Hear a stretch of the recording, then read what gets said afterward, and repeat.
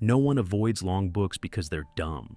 They avoid them because their focus has been split into pieces, tiny, flashing pieces. The average person isn't lazy, they're in survival mode. Nearly 70% of people in America live paycheck to paycheck, not because they want to, but because the system is built to reward short-term thinking. It pushes survival, not strategy. It praises urgency, not patience. Long-term investing? Fading fast. It's been replaced with a culture that chases spikes, meme stocks, crypto jumps, jackpot mentality. This isn't stupidity. It's reprogramming. It's constant rewiring of the mind to think fast, move fast, react fast. And if you stop moving, you're punished with fear. Miss out. Fall behind. Become irrelevant. We've built a world so fast, strategic thinking now feels like a weakness. Reflection feels like failure. Waiting looks like you're out of touch. Microsoft studied attention spans and found something terrifying. In 2000, people could focus for about 12 seconds. By 2015, that dropped to 8. That's less than a goldfish. It's not evolution, it's training.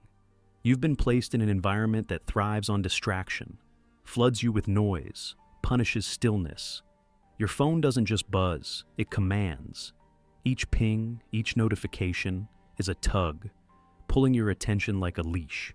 And we don't scroll because we're curious. We scroll because we're trained to respond. Every app is engineered to trap, not to serve. You're not wandering aimlessly online. You're being led, pulled into loops of urgency and artificial pressure. Even time itself feels hijacked. Everything has a deadline, even the things that shouldn't. Love, growth, healing, these are now rushed. We don't give them years anymore. We barely give them hours. And in that rush, something vital vanishes. The ability to think beyond the next task, the next bill, the next dopamine spike, and make no mistake, that's not an accident. That's design. The modern world has no use for a man who thinks long-term. He's a problem. He doesn't fall for trends. He questions the rules. He doesn't buy garbage. He builds. And that's why the system doesn't want you to slow down. It needs you distracted, exhausted, reactive. Because then, you're easy to manage. So, short-term thinking? It's not a bug in the machine. It's the machine's core feature. A man constantly chasing what's next never stops to ask, why this at all? He doesn't build. He consumes. He doesn't plan. He panics. And slowly his life collapses. Not in a loud crash, but in a quiet crumble of abandoned goals, half-finished dreams, and ideas he never had time to follow. And this isn't about motivation. It's about structure. You are trapped in a culture that worships the immediate, exploits attention, and turns urgency into profit. You wait, you're weak. You think long-term, you're old school. You choose to pause, they'll call you lazy. But make no mistake, the long-term thinker, he is feared. He sees through the game. He can't be sold illusions. He waits for real value. He doesn't chase noise. He creates impact, and the system can't profit off him. That's why it tries to break him before he wakes up. With endless scrolling, with normalized busyness, with attention hijacks dressed as productivity. It's not about your willpower. It's about their architecture. The more distracted you are, the less dangerous you are. And that's how they win. And it's working perfectly. This isn't dysfunction. This is strategy. Machiavelli explained this centuries ago. In The Prince, he said, a ruler doesn't need to be good. He just needs to keep people busy, not with meaning, but with fear and rewards, not with truth, but with panic and distraction. Because when people are constantly occupied, they stop asking questions. And when they stop questioning, they start complying. Machiavelli knew it. Corporations now exploit it. Because a person who only thinks short-term will never question who's pulling the strings. So, while you're focused on the next notification, the next headline, the next fear, you miss the bigger picture. You forget to ask, who benefits from my distraction? Who profits from my exhaustion? Who gains when I can't focus long enough to push back? This is not just distraction. This is sedation, political sedation, economic sedation, designed to numb your ability to see clearly. When you're driven by dopamine and fear, you don't need chains to be controlled. You'll stay in line on your own, just for a hit of security or comfort. And that's the genius of it. People stuck in short-term loops don't rebel. They argue online. They chase fleeting trends. They confuse comfort with purpose. They scroll, buy, react, and think they're progressing just because they're always busy. But they're not moving forward. They're spinning in place. And a society that no longer thinks deeply doesn't collapse. It calcifies. It becomes stable in all the wrong ways, because no one's looking far enough ahead to challenge anything. The long-term thinkers, they ask real questions.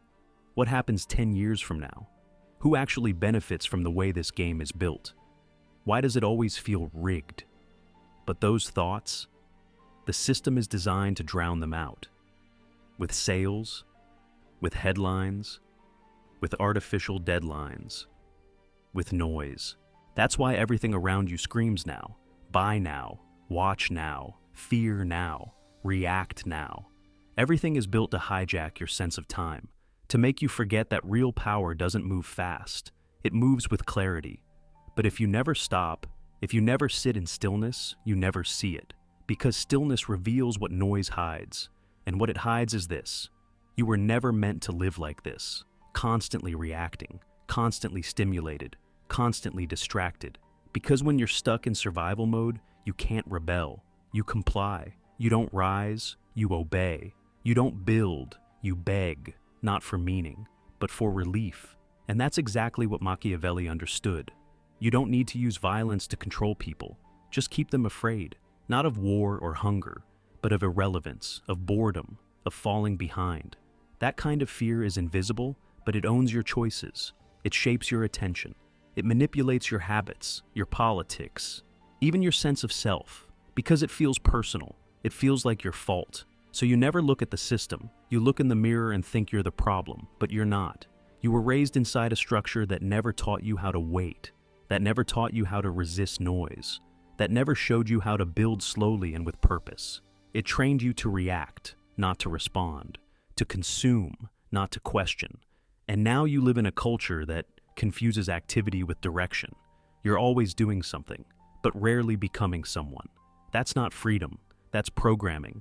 And the people who designed it, they know exactly what they're doing. Because as long as you stay trapped in short-term thinking, you'll never break the pattern. You won't plan, you won't save, you won't say no, you'll just keep chasing. And in doing that, you become a perfect cog in the machine. You don't threaten the system, you fuel it. But there's a way out, and it doesn't require rebellion. It requires stillness, not passivity, precision. Because when you stop reacting to everything, you finally start responding to what matters. In a world drunk on stimulation, Marcus Aurelius was dangerous. Not because he ruled an empire, but because he didn't need it to feel complete. He didn't chase applause. He chased inner mastery. Do not let your soul be pulled by externals, he wrote. That's not poetry. That's a warning. The man who can master himself cannot be controlled by others. He's immune to hype, immune to panic, immune to approval. He acts from discipline, not desire, from reason, not reaction. And that's what makes the Stoic powerful. He's not numb, he's clear, he sees the trap and chooses not to step into it. That kind of control is unmarketable. You can't sell it, you can't manipulate it, because it doesn't need anything. It doesn't need stimulation. It doesn't crave validation. It just builds, slowly, quietly, intentionally. And that makes it revolutionary.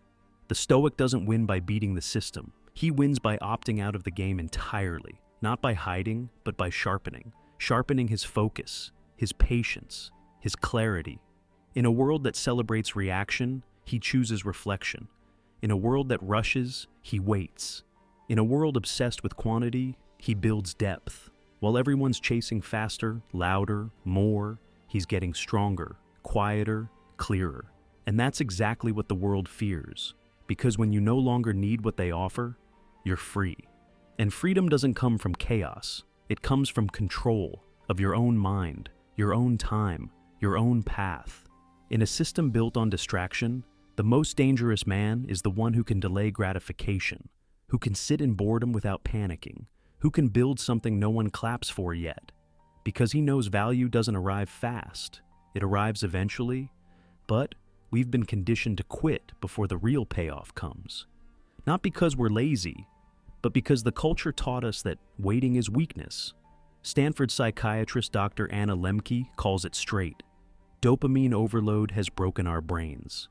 We've trained ourselves to chase stimulation so hard, we've lost the ability to focus for more than a few seconds.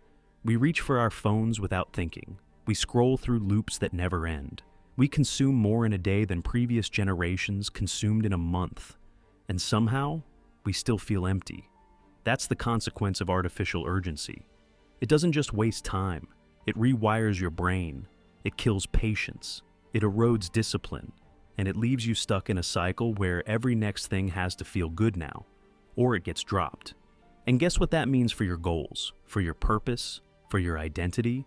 They stay shallow, because deep work doesn't feel good at first. It feels hard. It feels slow. It doesn't reward you instantly.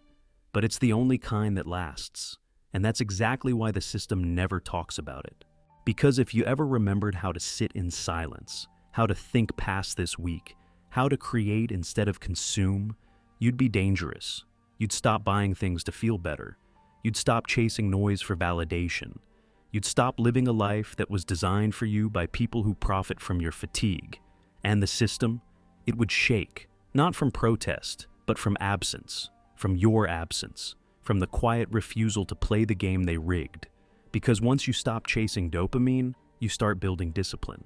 And discipline, real discipline, is a threat to every structure built on distraction.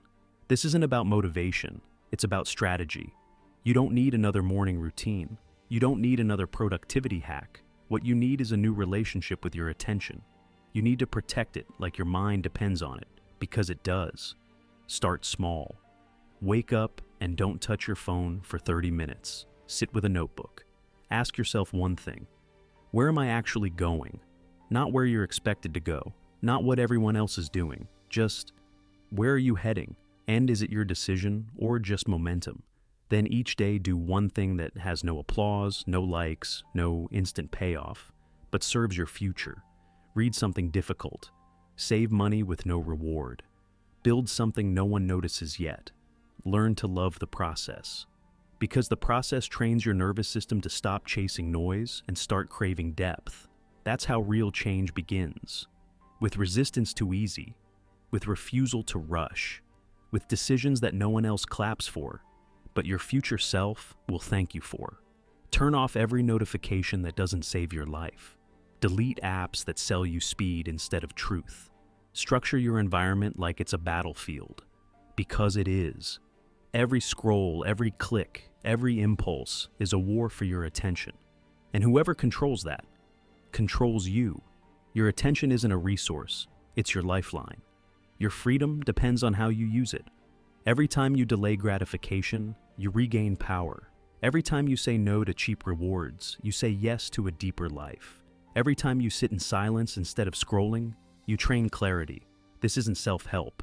This isn't lifestyle advice. This is survival of your mind, of your values, of your time. You're not just reclaiming productivity. You're reclaiming your sovereignty from a machine designed to keep you numb, reactive, and obedient. The world will not hand that power back to you. You must take it, deliberately, quietly, relentlessly.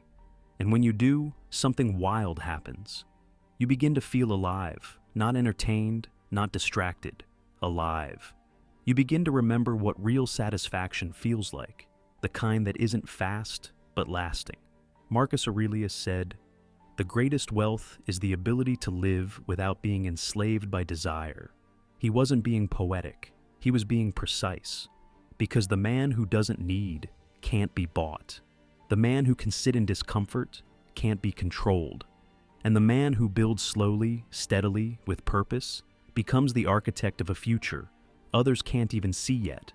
If you want to think differently, live differently. Not louder, just deeper, slower, freer. You will be misunderstood. You will be mocked, but you won't be owned. Because the first step out of the cage is not rebellion, it's stillness. And the most dangerous man is not the loudest. He's the one who sees clearly and refuses to be tamed.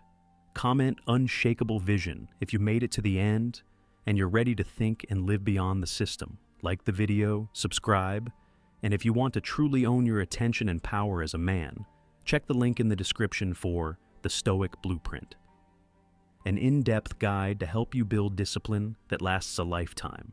Not hype, just truth. Let's change your life, one decision at a time.